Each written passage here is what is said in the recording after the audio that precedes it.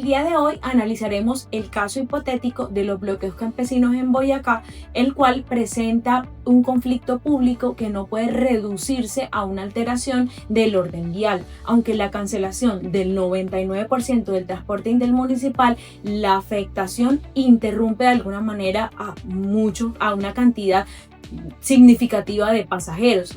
Estamos hablando de 130.000 pasajeros, pérdidas cercanas de 6 millones de pesos y la interrupción de la distribución de alimentos, de leche, exigen una respuesta inmediata. El origen del conflicto básicamente se centra en una tensa y profunda discusión, la protección de la constitución de los páramos que se ha aplicado sin una transición suficientemente histórica entre los territorios, el bloqueo también debido a las comunidades que habitan y producen históricamente en los territorios. El bloqueo es por tanto la manifestación visible caracterizada por acuerdos incumplidos, fragmentación institucional, incertidumbres jurídicas y ausencia de instrumentos diferenciales para compatibilizar la conservación ambiental con los derechos campesinos. Conocemos también, a su vez, que la Constitución política organizó a Colombia como una república unitaria descentralizada y con autonomía suficiente en las entidades territoriales. Esta fórmula no distribuye el poder completamente separados, sino exige que la nación, los departamentos, las autoridades, los municipios, las autoridades, estamos hablando de las ambientales, ejerzan sus competencias con coordinación y concurrencia. En el conflicto analizado, la nación fija la política ambiental y agropecuaria, define lineamientos de protección de ecosistemas estratégicos y dispone de instrumentos presupuestales. A continuación, analizaremos las posiciones de las partes interesadas, donde contaremos con la presencia de un representante del gobierno nacional y departamental, un representante del sector transporte, uno del sector agrícola, del campesinado, uno del sector ambiental y por último uno del sector social, consumidores y las comunidades urbanas. Como representante del gobierno nacional, reconozco que el Estado tiene la responsabilidad constitucional de proteger los ecosistemas de páramo, para garantizar el abastecimiento de alimentos, preservar la movilidad y asegurar el cumplimiento de la legislación ambiental. Sin embargo, también debemos reconocer que este conflicto evidencia una falla de implementación de política pública, pues la existencia de normas y acuerdos previos no ha sido suficiente para generar confianza entre las comunidades campesinas ni para ofrecer alternativas productivas viables. Este problema no puede abordarse únicamente mediante medidas de control del orden público o negociaciones coyunturales, sino mediante una decisión pública que ataque las causas estructurales del conflicto. En consecuencia, el gobierno nacional, en cabeza de mi persona, pone a consideración la necesidad de impulsar una política pública diferencial que aborde esta problemática, respaldada con recursos, cronogramas responsables, claramente definidos e indicadores de cumplimiento verificados. Esta política debe articular los ministerios competentes, las entidades territoriales y las autoridades ambientales, para garantizar que la protección de los páramos no recaiga exclusivamente sobre las familias campesinas, sino sobre todos aquellos actores responsables en el corto plazo. Y es nuestra solicitud. Resulta indispensable establecer un acuerdo humanitario que permita la apertura de corredores para los transportes de alimentos, leche, medicamentos y pasajeros vulnerables, mientras se instala una mesa de concertación con capacidad decisoria y no únicamente consultiva. La diferencia frente a experiencias anteriores es que los compromisos deberán estar respaldados por presupuestos, mecanismos de seguimiento y consecuencias institucionales frente al incumplimiento.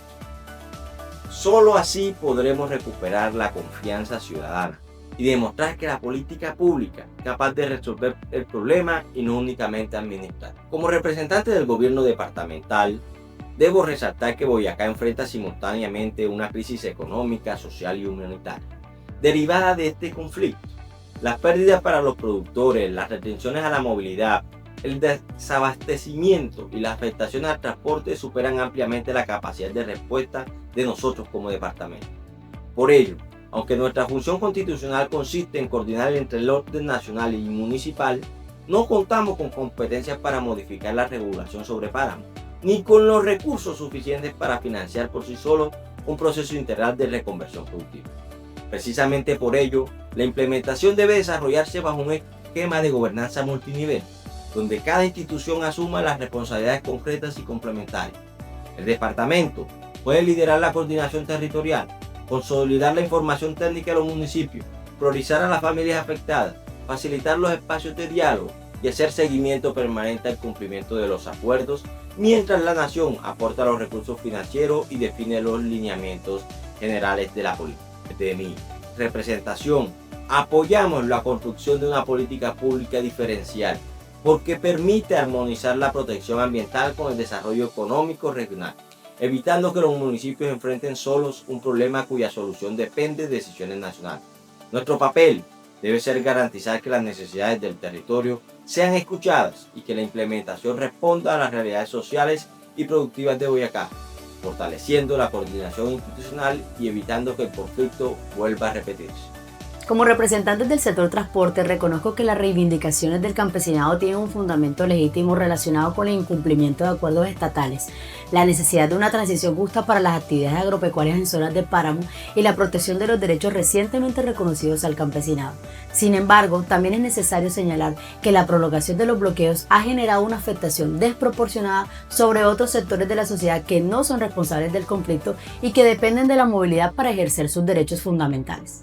La suspensión del 99% del transporte intermunicipal, la afectación de más de 130.000 pasajeros y las pérdidas económicas superiores a los 6.000 millones de pesos evidencian que el conflicto trasciende el ámbito ambiental y agrícola para convertirse en un problema de interés público que compromete el abastecimiento alimentario, la continuidad de los servicios esenciales, el acceso a la salud, la educación, el empleo y el desarrollo económico territorial. Desde esta perspectiva, la administración pública debe garantizar simultáneamente el derecho a la protesta social y la protección de los derechos de la población que resulta afectada por la interrupción prolongada de la movilidad. Por esta razón, como transportadores intermunicipales y de carga, exigimos garantías inmediatas para la libre circulación de vehículos, condiciones de seguridad para conductores y pasajeros, protocolos efectivos para prevenir daños a la infraestructura y al parque automotor, así como mecanismos institucionales que permitan reconocer y mitigar las pérdidas extraordinarias ocasionadas por la interrupción del servicio. Estas medidas no deben entenderse únicamente como un apoyo al sector transporte, sino como una estrategia para proteger la cadena logística, la economía regional y el abastecimiento de bienes esenciales. Nuestra propuesta consiste en establecer un acuerdo humanitario de movilidad concertado entre el Gobierno Nacional, la Gobernación de Boyacá, las alcaldías municipales, los representantes del movimiento campesino, la fuerza pública, las autoridades de tránsito y los organismos de control. Dicho acuerdo debe garantizar corredores humanitarios permanentes para el transporte de alimentos perecederos, leche, medicamentos, oxígeno, combustible, transporte escolar, pacientes, pasajeros en condición de vulnerabilidad y demás servicios indispensables para la población.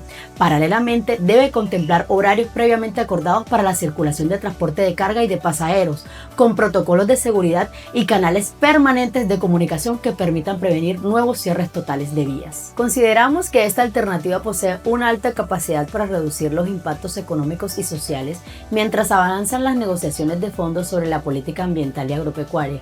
Asimismo, responde a los principios constitucionales de coordinación, concurrencia y subsidiariedad, que orientan la actuación de las diferentes autoridades públicas, permitiendo armonizar el derecho a la protesta con la protección de los intereses generales y la continuidad de los servicios públicos esenciales. Desde mi punto de vista, la solución no consiste en privilegiar únicamente una de las partes del conflicto, sino en construir mecanismos institucionales que permiten proteger simultáneamente los derechos del campesinado, la conservación de los ecosistemas estratégicos y el derecho de millones de ciudadanos a la movilidad, al abastecimiento y al desarrollo económico. Por ello, considero que la implementación de corredores humanitarios debe convertirse en una condición inicial e inaplazable dentro de cualquier proceso de negociación, mientras que el Estado avanza en el cumplimiento verificable de los acuerdos y en la implementación de una transición productiva justa y sostenible para las comunidades campesinas. Como representación del sector campesino, dejamos muy claro que nuestra movilización no surge únicamente por una pérdida momentánea de ingresos, sino por la profunda ruptura de la confianza en las instituciones públicas. Las familias que históricamente hemos habitado el páramo sentimos que se nos obliga a asumir de manera desproporcionada el costo financiero de conservar un bien ambiental del que se beneficia a todo el país. A esto se suma la desprotección sobre el uso de la tierra, el miedo enorme que sentimos a ser sancionados, la desvalorización de nuestras propiedades y además de eso la falta de alternativas económicas reales. Sabemos que grandes teóricos han estudiado este tipo de problemas sociales y me parece que viene al lugar lo que dijo Paula López en 2025. Señaló con precisión que el campesinado debe ser reconocido como un sujeto político, plural y territorial, capaz de liderar la gobernanza ambiental a través de la agroecología, la soberanía alimentaria y la justicia ecosocial.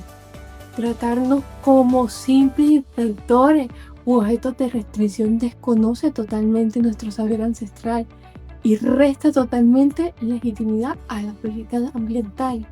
Consideramos realmente que la respuesta estructural debe basarse en la compensación, pero compensación con seguridad jurídica y sobre todo en una política diferencial de transición. La compensación pecuniaria por sí sola es limitada, corre riesgo de volverse un mero subsidio asistencial, fomenta disputas sobre listas de beneficiarios y los montos, no nos asegura crédito, asistencia técnica, seguros agropecuarios ni mercado. En cambio, una política diferencial que permita integrar la reconversión gradual, la continuidad condicionada de actividades sustentables, los pagos por servicios ambientales, las compras públicas garantizadas, el acceso a crédito y además de eso la firma de acuerdos comunitarios de conservación. Esto no nos obliga a elegir entre producir o conservar, transforma la manera de producir y distribuye equitativamente las cargas de la protección ambiental. Como representante del sector ambiental, considero que la protección de los páramos constituye un interés estratégico para el país, ya que estos ecosistemas garantizan la regulación hídrica, la conservación de la biodiversidad y contribuyen a la adaptación frente al cambio climático. En consecuencia, cualquier solución debe mantener intacto el objetivo de conservación y evitar que el conflicto derive en la ampliación de la frontera agrícola o la flexibilización indiscriminada de la normativa ambiental. No obstante, también debemos reconocer que una política ambiental solo será efectiva si cuenta con la legitimidad social. La implementación de una política pública depende de la articulación entre los diferentes actores y de la construcción de acuerdos que permitan alcanzar los objetivos previstos. En este caso, proteger el páramo no significa excluir a los campesinos, sino construir una transición gradual basada en evidencia técnica, participación comunitaria y corresponsabilidad institucional. Por ello, desde el sector ambiental, respaldamos una política pública diferencial que incorpore procesos de zonificación participativa, clasificación de actividades según su impacto ambiental, programas de restauración ecológica, pagos por servicios ambientales, reconversión productiva, monitoreo independiente e indicadores verificables de recuperación del ecosistema. En este proceso, las corporaciones autónomas regionales, los institutos de investigación, las universidades y la veeduría ciudadana deben asumir un papel activo en la evaluación permanente de los resultados, garantizando que la conservación de los páramos produzca beneficios ambientales medibles y al mismo tiempo genere condiciones de justicia social para las comunidades que históricamente han estado habitando en estos territorios. Como representante del sector social, consumidores y comunidades urbanas, defendemos simultáneamente el derecho a la protesta y a los derechos de terceros afectados por bloqueos prolongados. Nuestra preocupación se centra principalmente en la vida, la salud, la alimentación, la movilidad y el acceso a los servicios básicos de la población. En el caso concreto, la pérdida de 450 toneladas de alimentos y la imposibilidad de distribuir 420.000 litros de leche demuestran que un conflicto de origen rural termina generando impactos de una u otra manera urbanos regionales que afectan a terceros que son totalmente ajenos a esta disputa. Por ello, apoyamos un acuerdo humanitario inmediato, un protocolo de no violencia y un sistema de alertas tempranas que permita participar y contener estos efectos. Exigimos además transparencia, pues la ciudadanía no puede evaluar quién incumplió, qué recursos existen o por qué fracasan los acuerdos si la información permanece dispersa y fuera del alcance. Considero, desde nuestra perspectiva, que un sistema público de seguimiento tiene un alto valor democrático. Permite que la ciudadanía verifique por sí misma el estado real de los compromisos asumidos. Sin embargo, somos conscientes de sus límites. Un tablero puede dejar en evidencia que el Estado no está cumpliendo, pero eso no significa que, solo por mostrarlo, adquiera automáticamente los recursos o la capacidad necesaria para cumplirlo. Así como puede reflejar avances que, en la práctica, no se traducen en mejores ingresos para las familias ni los beneficios reales para el ambiente. Por eso, insistimos en que su verdadera utilidad depende de que esté conectado con los objetivos claros, presupuesto disponible y decisiones correctivas dentro de una política pública mucho más amplia. En este punto retomamos a Molina, quien identifica los acuerdos, las interacciones y los instrumentos como una variable que determina si una política realmente funciona. Un tablero de seguimiento que no esté atado a esas tres variables, es decir, a compromisos verificables, a una relación fluida entre las partes y a los recursos técnicos financieros concretos, corre riesgo de convertirse en un simple ejercicio de transparencia, sin efectos reales. Por eso no nos conformamos con observar el conflicto desde la distancia, sino que exigimos un lugar en la mesa donde se definan los cronogramas, los recursos y las responsabilidades. Al final, nuestra posición no es en contra del campo ni en contra del ambiente.